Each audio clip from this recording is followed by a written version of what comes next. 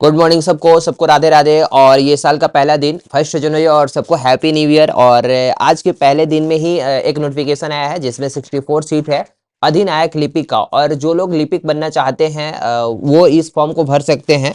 सरकारी नौकरी सिर्फ नौकरी नहीं, जिम्मेवारी और सम्मान होती है और यही मौका है उसे पाने की। तो आज की मेहनत कल आपको रंग लाएगी। अधिनायक लिपिक की कुर्सी तक पहुंचा सकती है, बस रुकना नहीं है और बस लगातार मेहनत करते रहना है। तो हम लोग इसका जो मेन पॉइंट्स है हम यहाँ पे डिस्कस करेंगे कि इसका प्रारंभ करने की तिथि जो है 2/1/2026 यानी कि कल के देश से स्टार्ट होगा और अंतिम तिथि जो है ना 1 मंथ का टाइम दिया गया है 2/2/2026 का। इसके बाद वेतन मान की अगर बात करें तो लेवल 4 का ये नौकरी है और इसमें कुल जो सीट है 64 सीट है 64। अब आते हैं कुछ चीज़ों को हम यहाँ पे समझेंगे कि इसके लिए जो क्वालिफिकेशन है, ठीक है, क्वालिफिकेशन की अगर हम बात करेंगे तो इसके लिए क्वालिफिकेशन जो है +2 इंटर यानी कि इंटरमीडिएट और उसके समकक्ष का जरूरत है। और ये जो है ना 1/8/2025 तक आपको जो है डिग्री मिल जानी चाहिए इंटरमीडिएट की। इसके बाद उम्र सीमा की अगर बात कीजिएगा तो उम्र सीमा जो है 1/8/2025 के आधार पर की जाएगी और अभ्यर्थी जो है सामान्य वर्ग के लिए यानी जनरल स्टूडेंट के लिए मिनिमम जो है 18 साल होना चाहिए और अधिकतम जो है 37 वर्ष होना चाहिए। और महिलाओं के लिए न्यूनतम 18 और अधिकतम जो है 40 वर्ष है। वही तो चलिए देखते हैं अभ्यर्थियों के लिए जो क्वालिफिकेशन है वो होना चाहिए +2 इंटरमीडिएट और इसके समकक्ष होना चाहिए 1/8/2025 तक आपको रिजल्ट आ जाना चाहिए। इसके बाद उम्र सीमा की अगर बात करेंगे तो उम्र सीमा जो है आपको 1/8/2025 के आधार पर देखी जाएगी और उम्र सीमा जो है अभ्यर्थी का 18 जनरल स्टूडेंट के लिए मिनिमम 18 साल और मैक्सिमम जो है 37 साल होना चाहिए। और वही महिलाओं के लिए मिनिमम 18 साल और अधिकतम की अगर बात कीजिएगा तो 40 साल होना चाहिए। पिछड़े वर्ग की अगर बात कीजिएगा तो आपको पुरुष और महिलाओं तरह ट्रांसजेंडर अभ्यर्थियों के लिए न्यूनतम 18 वर्ष और अधिकतम जो है 40 वर्ष इसके लिए चाहिए। और अनुसूचित जाति यानी कि एसटी और एसटी के लिए पुरुषों और महिला अभ्यर्थियों के लिए न्यूनतम 18 वर्ष और अधिकतम जो है 42 वर्ष यानी 42 वर्ष होना चाहिए।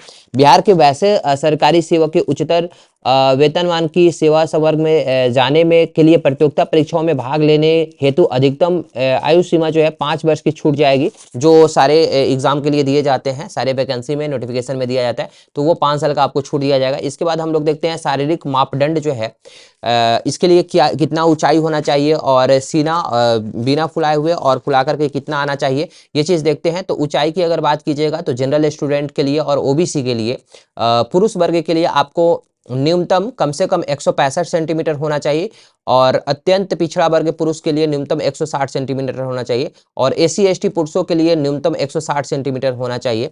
इसके बाद सभी वर्ग की महिलाओं के लिए न्यूनतम हाइट जो है 155 सेंटीमीटर होना चाहिए। अगर सीना की बात कीजिएगा तो पुरुषों के लिए सामान्य वर्ग और पिछड़ा वर्ग और अत्यंत पिछड़ा वर्ग के पुरुषों के लिए बिना फुलाए आपका 81 सेंटीमीटर मिनिमम होना चाहिए और फुलाने के बाद आपका 86 सेंटीमीटर मिनिमम होना चाहिए।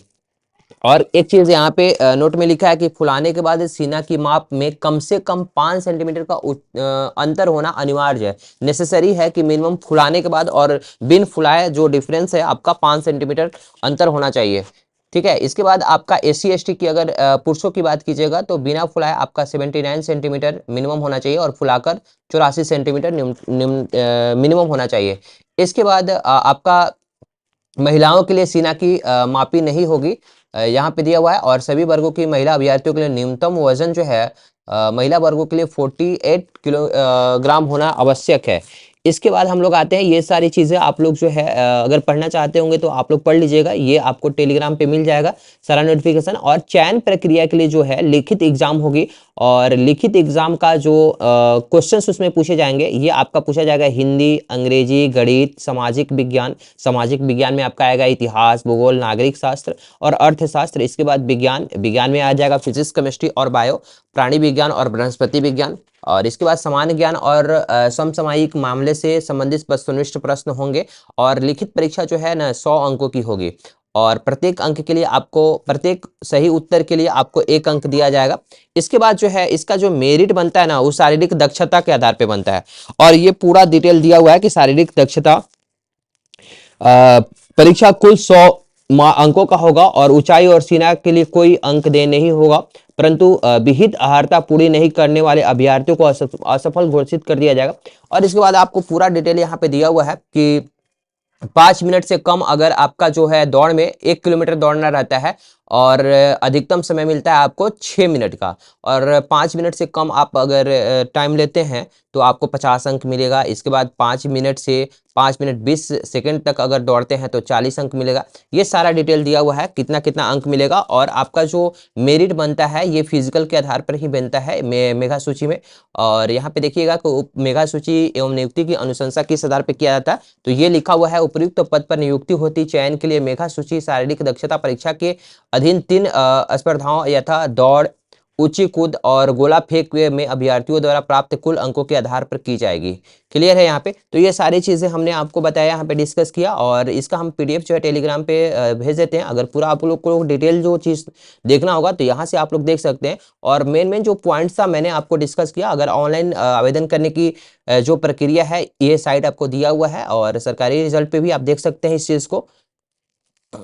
चलिए फिर आप लोग से मिलते हैं नेक्स्ट नोटिफिकेशन में। आज के लिए इतना ही, थैंक्स।